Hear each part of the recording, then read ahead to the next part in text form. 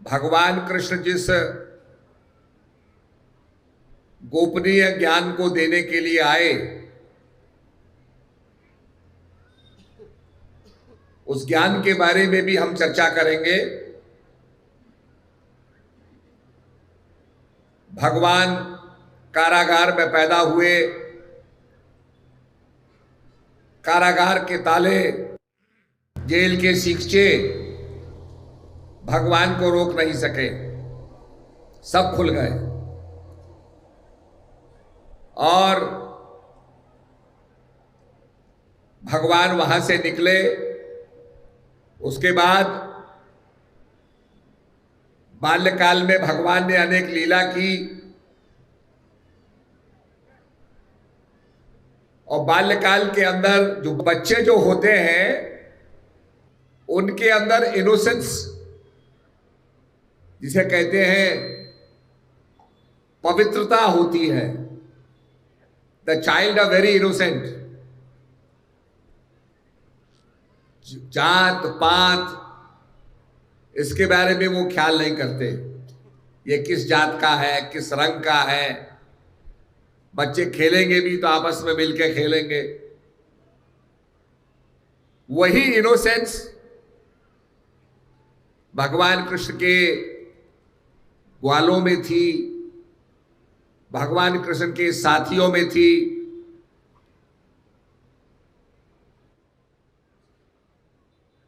और भगवान ने कहा, यदा यदा ही धर्मस्य ग्लानिर्भवति भारता, जब जब धर्म की हानि होगी, whenever there will be decline in righteousness, धर्म की जब हानि होती है, बाढ़ई असुर अधम अभिमानी, जब जब होए धर्म की हानि,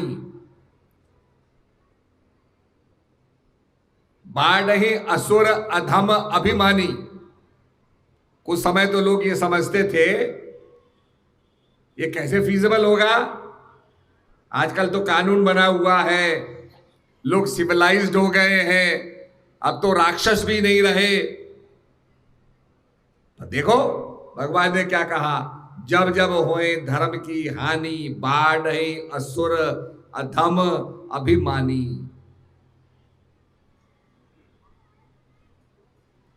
नाना प्रकार से आतंकवादी, नाना प्रकार के अपने ऊपर बम बांध लेंगे, अपने आप भी मरेंगे, दूसरों को भी मारेंगे। We will kill ourselves and kill everybody.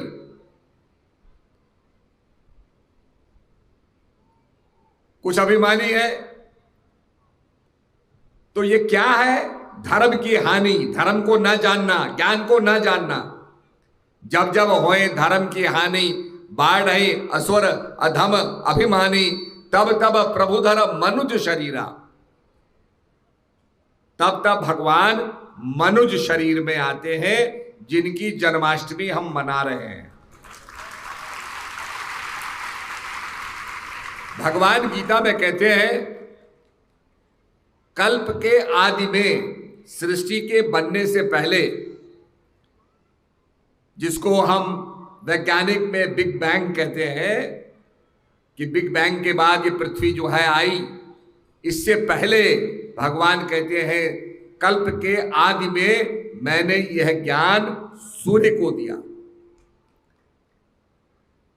सूर्य से वैवस्वान को दिया, वैवस्वान से ये राज ऋषियों में गया, और ये अनावर्त एक कड़ी के रूप में ये ज्ञान बांटा जा रहा है। जब जब इसमें डिक्लाइन होता है, जब जब इसकी कड़ी टूटती है, मैं उसको स्थापित करने आता हूं। पवित्राय च साधूनाम विनाशाय च दुष्कृताम धर्म संस्थापनार्थाय संभवामि युगे युगे। ये भगवान ने कहा, धर्म की संस्थापना करने के लिए, धर्म संस्थापनार्थाय संभवामि युगे युगे, युग युग में, एक युग का जिक्र नहीं किया। It is a continuous process. भगवान कृष्ण ने, जो उनका सबसे प्रिय सखा था, उसको क्या दिया? उसको ज्ञान दिया। और भगवान कहते हैं कि मेरी प्राप्ति कैसे होगी? न यज्ञ से, न दान से, न व्रत से। मेरी प्राप्ति अनन्य भक्ति से होगी। अनन्य, जो निरंतर हो, जिसमें फ्लक्चुएशन ना हो। अगर आपकी बिजली टिमटिमाती रहे, आ जाए चली जाए, आ जाए चली जाए, तो आप कहेंगे क्या हो रहा है ये? आपकी मशीनें काम नहीं करेंगी। आप चाहते हैं बिजली का फ्लो कांस्टेंट रहे। ऐसे ही जो कांस्टेंट भक्ति है, अनन्य भक्ति है, उससे मेरी प्राप्ति होगी। तो ये भगवान ने कहा, और अर्जुन ने युद्ध को जीता, धर्म की स्थापना हुई। उसके बाद भगवान कृष्ण ने कहा पांडवों से कि तुम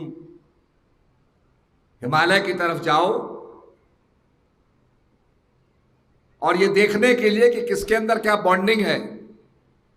हिमालय में गए, द्रौपदी गिर गई। जो जो द्रौपदी के पीछे गया वो सब गलते चले गए। केवल युधिष्ठिर महाराज आगे बढ़ते गए। युधिष्ठिर महाराज के साथ एक कुत्ता था। स्वर्ग से विमान आया, देवता आए, महाराज आप पधारो। आप ही ऐसे व्यक्ति हैं जिसके अंदर कोई बंधन नहीं है, निर्मोही हैं, निष्काम हैं। हम आपका स्वागत करते हैं। युधिष्ठिर महाराज बैठने वाले ही थे, तभी उनका कुत्ता भी आने लगा। तो देवताओं ने कहा महाराज स्वर्ग में कुत्ते की जरूरत नहीं है, ये नहीं जा सकता। तो युधिष्ठिर महाराज ने कहा अगर ये नहीं जा सकता तो मैं भी नहीं जाऊंगा। ये मेरे साथ पूरे यात्रा करते करते पहुंचा। तो जब ये कहा तो देवता और प्रसन्न हो गए, और कुत्ते की जगह धर्मराज प्रकट हुए। उन्होंने कहा मैं यही देखना चाहता था कि तुम सत्य का साथ छोड़ते हो या नहीं छोड़ते हो। आओ, तुम्हारा स्वागत है, धन्य हो। तो कहने का अभिप्राय यह है कि भगवान कृष्ण ने विदुरानी के घर दुर्योधन के मेवा त्यागे, साग विदुर घर खाई। क्यों? सबसे ऊंची प्रेम सगाई। विदुरानी के अंदर प्रेम था, और प्रेम के वशीभूत होकर भगवान दुर्योधन के मेवा त्याग देते हैं, विदुरानी के घर जाते हैं और कहते हैं विदुरानी कुछ तो बचा होगा। बोला महाराज भोजन तो खत्म हो गया, अरे कुछ तो होगा। तो कढ़ाई में थोड़ा साग लगा था, उसी को खुर्च करके भगवान ने खाया। भगवान ने खाया तो संसार ने खाया। एक संत का उल्लेख आता है कि संत रास रचाते थे और कहते थे मेरे रास में श्री कृष्ण और राधा पधारते हैं। ज्ञानेश्वर महाराज ने बहुत समझाया, सत्संग सुनाया। उन्होंने कहा नहीं, आप देखो मेरे रास में भगवान पधारते हैं। उन्होंने कहा ठीक है, अगर ऐसी बात है तो हमें दिखाओ। रास होने लगा। रास में वो संत नाचने लगे, और नाचते नाचते उन्होंने कहा मैंने कृष्ण का हाथ पकड़ लिया। हाथ पकड़ लिया, लोगों ने कहा पकड़ के रखना। जब वहां रोशनी की तो क्या देखते हैं कि उस संत ने अपना ही हाथ पकड़ा था। तो अपन को आप ही में पायो, शब्द ही शब्द भयो उजियारो, सतगुरु भेद बतायो, अपन को आप ही में पायो। अपने आप को अपने अंदर पाओ।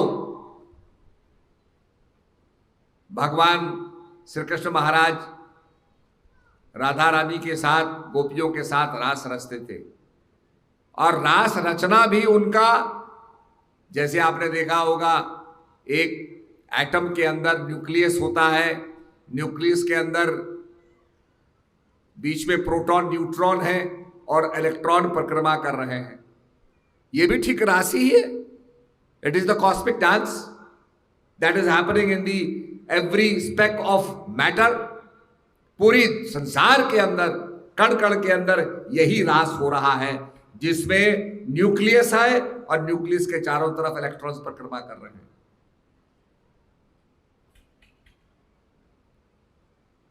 इसीलिए वैज्ञानिकों ने जब इस चीज का अनुसंधान किया और भगवान शिव का नटराज देखा तो उन्होंने कहा कि ये लॉर्ड शिवा का जो नटराज है ये क्या है, energy equals to mass into velocity of light squared. ये एनर्जी मास इक्वेशन है और विज्ञान कहता है कि energy is neither created nor it is destroyed। शक्ति का जन्म नहीं होता, शक्ति का मरण नहीं होता, इट इज नॉट डिस्ट्रॉयड। जिसको हमारे शास्त्रों में दूसरे ढंग से कहा गया, नैनम चिंतन्ति शास्त्राणि नैनम दहति पावका न चैनम क्लेदन्ति तापो न शोषति मारुतो। हे अर्जुन, ये आत्मा अजर अमर और अविनाशी है।